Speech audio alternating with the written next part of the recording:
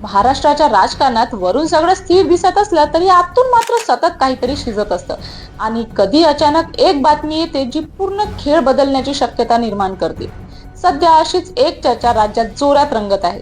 ती म्हणजे उपमुख्यमंत्री एकनाथ शिंदे यांच्या भोवती ऑपरेशन टायगर नावाने एक नवीन राजकीय हालचाल सुरू असल्याचं बोललं जात आहे. आणि या चर्चेने पुन्हा एकदा उद्धव ठाकरे यांच्या गटात खळबळ उडवली आहे. नमस्कार मित्रांनो, मी सपना. स्वागत आहे तुमचं माझी बातमी चॅनल मध्ये. चॅनलला सबस्क्राईब नसेल केलेला तर नक्की करा.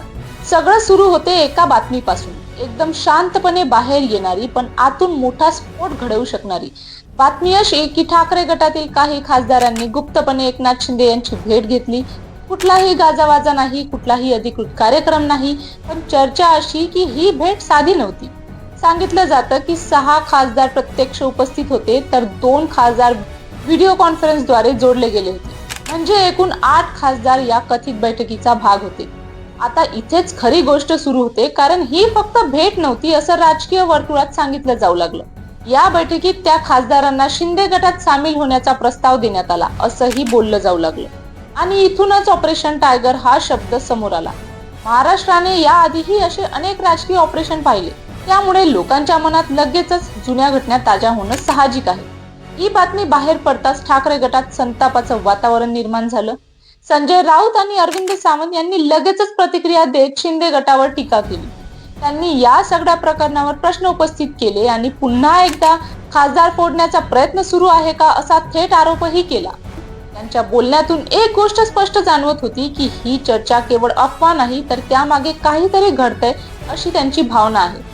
पण राजकारणात प्रत्येक गोष्टीला 2 बाजू असतात आणि इथेही तसंच झालं. या सगळ्या चर्चेमध्ये अचानक शिंदे गटातून स्पष्ट भूमिका समोर आली. खासदार श्रीकांत शिंदे यांनी या सगळ्या बातम्यांना पूर्णपणे फेटाळून लावलं. त्यांनी स्पष्ट शब्दात सांगितलं की अशी कोणतीही बैठक झालेली नाही, या सगळ्या अफवा आहेत आणि यात काहीही तथ्य नाही. यानंतर स्वतः उपमुख्यमंत्री एकनाथ शिंदे यांनीही या प्रकरणावर भाष्य केले. त्यांनीही या कथित बैठकीचं वृत्त पूर्णपणे निराधार, खोडसाळ आणि गैरसमज निर्माण करणारं असल्याचं म्हटलं. त्यांनी असंही सांगितलं की गेल्या 1-1.5 वर्षापासून अशा प्रकारच्या बातम्या पसरवल्या जात आहे, पण त्यात कोणतंही सत्य नाही. माध्यमांनी अशा अफवांना बळी पडू नये असंही त्यांनी स्पष्ट केलं. आता इथेच कथा थोडी गुंतागुंतीची होते. एकीकडे विरोधक ठामपणे सांगत आहे की काहीतरी चालू आहे, तर दुसरीकडे सत्ताधारी गट स्पष्टपणे म्हणतोय की सगळं खोटं आहे. मग खरं काय, हा प्रश्न सामान्य लोकांच्या मनात निर्माण होणं तर साहजिक आहे. राजकारणात अनेकदा गोष्टी उघडपणे होत नाही, त्या पडद्यामागे घडतात. काही वेळा चर्चा खरी असते पण ती मान्य केली जात नाही.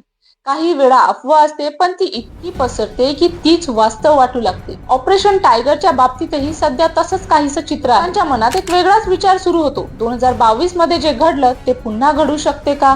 पुन्हा एकदा आमदारानंतर खासदारांमध्ये काही मोठा बदल होणार का?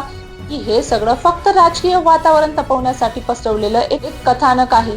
कारण लक्षात घ्या, महाराष्ट्राचं राजकारण हे फक्त आकड्यांचं गणित नाही, तर भावना, निष्ठा आणि योग्य वेळ साधण्याचा खेळ आहे. आणि या खेळात कोण कधी चाल खेळेल हे शेवटच्या क्षणापर्यंत समजत नाही.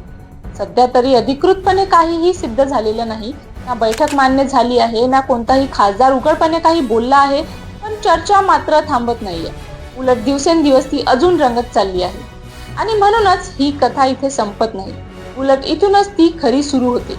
कारण पुढच्या काही दिवसात जर एखादा छोटासा बदल झाला, एखादं वक्तव्य आलं किंवा एखादा खासदार भूमिका बदलताना दिसला, तर आजची ही अफवा उद्याचं मोठं सत्य ठरू शकते. महाराष्ट्राच्या राजकारणात एक गोष्ट कायम खरी ठरते, इथे काहीही कायमचं नसतं. आज जे अशक्य वाटतं ते उद्या वास्तवात उतरू शकतं. आणि म्हणूनच सगळ्यांची नजर आता एका प्रश्नावर खिळली आहे. ऑपरेशन टायगर खरंच आहे का, की हा फक्त एक राजकीय खेळ आहे?